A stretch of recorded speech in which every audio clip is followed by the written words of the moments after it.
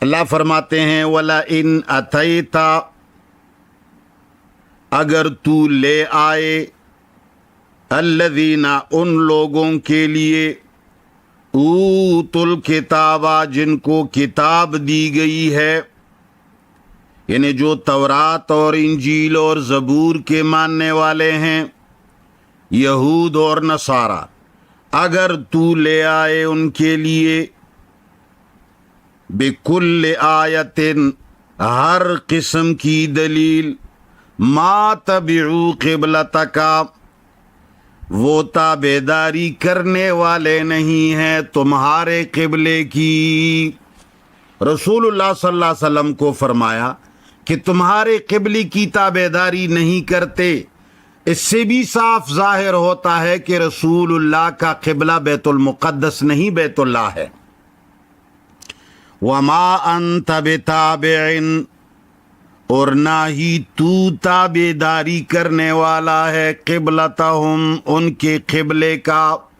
دیکھو یہاں اللہ تعالیٰ نے بتابعن اسم فاعل لے آئے،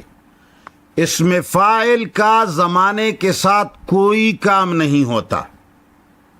اور ان کے بارے میں ما تبعوا قبلتک کا فعل لے آئے جس کا زمانے سے تعلق ہے،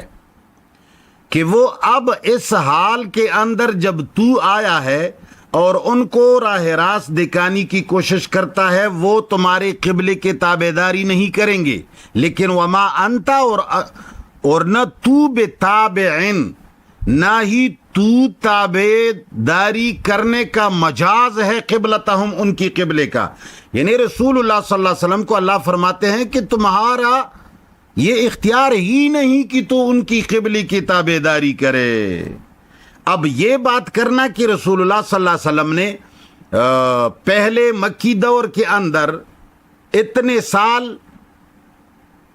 بیت اللہ کی طرف اس طرح رخ کرتے تھے کہ بیت المقدس کو بھی سامنے رکھتے تھے، یہ بات صاف جھوٹ ہے۔ اس لیے بھی جھوٹ ہے کہ قرآن میں کہیں ایسا حکم نہیں ہے، نہ ہی حدیث میں ہے، اور نہ حدیث کا اتنا مقام ہے جو اللہ کی آیت کو زیر کر دے اور اللہ کی آیت کو منسوخ کر دے۔ یہ تو مجوسیوں نے، یہودیوں نے ہمارے دین کے اندر ڈنڈی ماری ہے اور ہماری مولویت کو غلط تربیت دی ہے۔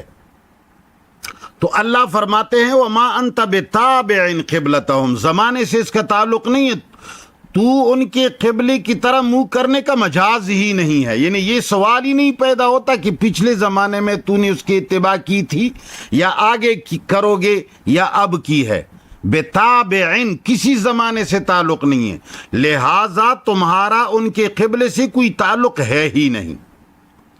اور پھر اللہ فرماتے ہیں وما بعضهم بتابع قبلۃ بعض، اور وہ خود بھی آپس میں اتنے منتشر ہیں اور ان کا آپس میں بھی اتنا بغض و حسد ہے کہ وما بعضهم، اور نہیں ہے ان کے بعض بتابعن اتباع کرنے والے قبلۃ بعض، اپنے بعض کی قبلے کے، یعنی عیسائی یہودی چونکہ ایک یروشلم کو محترم سمجھتے ہیں، مگر اس ایک یروشلم کے اندر یہود عیسائیوں کا قبلہ نہیں مانتے، عیسائی یہودیوں کا قبلہ نہیں مانتے،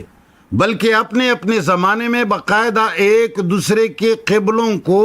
ڈھانے اور مسمار کرنے کی کوششیں کی ہیں اور مسمار کی ہوئی ہیں۔ اب اللہ فرماتے ہیں کہ نہ ہی وہ تمہاری قبلہ کو ماننے کی پوزیشن میں ہیں اور نہ ہی تو ان کے قبلے کی طرح منہ کرنے کا مجاز ہے۔ لہٰذا یہ لوگ جو کہتے ہیں کہ رسول اللہ صلی اللہ علیہ وسلم نے معراج کے رات بیت المقدس میں انبیاء کی امامت کرائی ہے، یہ صرف یہود کی ان وضع کردہ روایتوں کا شاخسانہ ہے جو وہ اپنے بیت المقدسی کو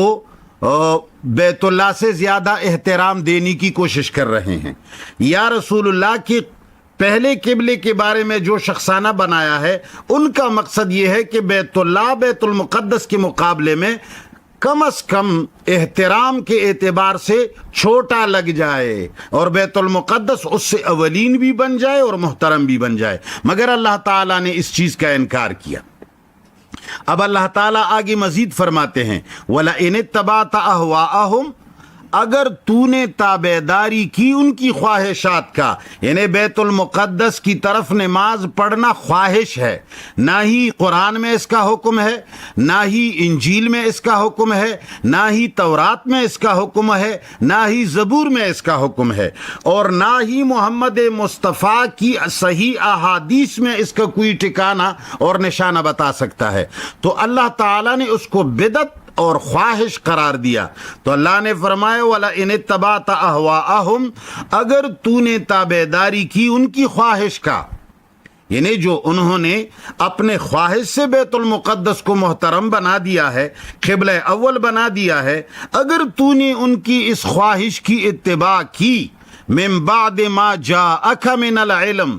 بعد اس کے کہ تمہارے پاس قرآن آیا، اور قرآن تو رسول اللہ صلی اللہ علیہ وسلم کے پاس مکہ میں آیا تھا، اقرأ بسم ربک الذی خلق کے زمانے ہی سے آنا شروع ہوا تھا۔ اب اللہ فرماتے ہیں قرآن کے آنے کے بعد بھی تو ان کی قبلے کا اتباع کرے گا، سوال ہی پیدا نہیں ہوتا۔ تو جو لوگ رسول اللہ صلی اللہ علیہ وسلم پر یہ گمان کرتے ہیں کہ انہوں نے بیت المقدس کی طرف ایک منٹ کے لیے رخ کیا ہے، تو وہ ان آیات کو بالکل پس پشت ڈال رہا ہے اور انکار کر رہا ہے۔